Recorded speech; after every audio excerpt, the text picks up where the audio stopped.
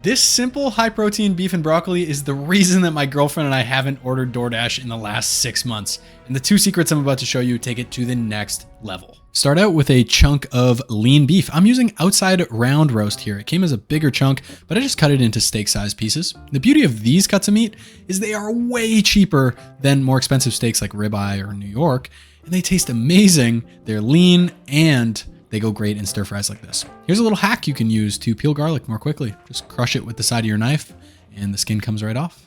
You'll be dicing 2 cloves of garlic and adding that to the bowl with your thinly sliced beef. And you're going to peel some ginger next to that. Here's a pro tip if you find that your kitchen gets messy while you're preparing your meals: clean as you go. Repeat after me, say it out loud right now. Clean as you go. Because at the end of your meal prep, you'll have way less dishes to do. Just wipe your countertop, put some dishes away as you're moving through things so you don't have like this bomb that went off in your kitchen at the end.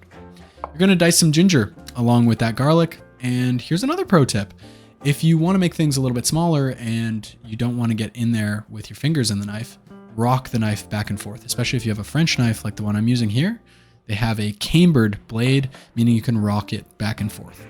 Go ahead and season your beef with some salt and some pepper. And here comes secret number 1.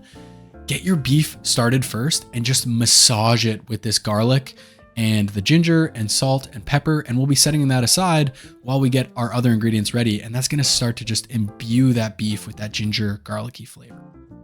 Now we're gonna build the stir fry sauce. I like to do this all in a bowl on the scale to make it easy. I add 1.5 tablespoons of soy sauce, which is 25 grams. And then I'm gonna add a little bit of sesame oil as well, just 1 teaspoon, which is 5 grams, nice and easy. No measuring spoon needed, less dishes. I add in some chili flakes, I measure that with the heart, and then I add in a little bit of cornstarch, just 1 teaspoon, which is 3 grams. And then what we do is we just whisk that all together. It might take you a couple minutes to get this nice and smooth, but just do your best. Cornstarch doesn't like to really get wet and likes to stay in clumps, but work through it. Next up, just take a big old head of broccoli. This is probably 150 grams or so of broccoli. And here's how I like to clean it up. I lay it on its top and I just run my knife along the edge, pulling all the florets off. Do not throw away the core, especially if you're making a stir fry like this. Those center pieces are tender, they're sweet, they are fantastic stir fried up, and they add a different dimension of texture to your meal. Next up, we're gonna put 1 teaspoon of canola oil in the pan. No matter what anyone tells you, canola oil is not bad for you. It's health promoting and it is fantastic. It's also a neutral oil, which means in dishes where you don't wanna have the flavor of olive oil, it's a great choice. Lay your marinated steak in the pan and just leave it for a couple minutes, allowing it to get a little bit of brown color on one side before flipping it.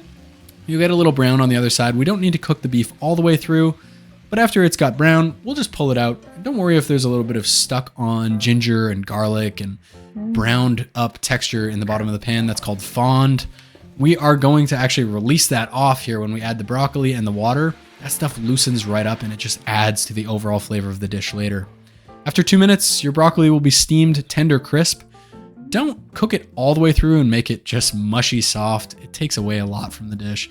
So just leave a little bit extra texture on there than you'd think.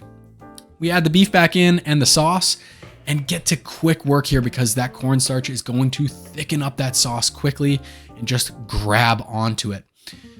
Plate it up nicely.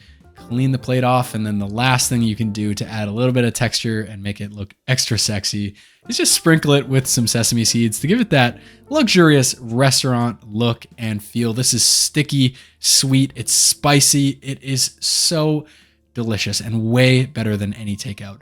And the macros are amazing, just 360 calories and 40 grams of protein. And hey, if you like this recipe, you should check out our turkey bacon breakfast hash, which is also high protein and very easy.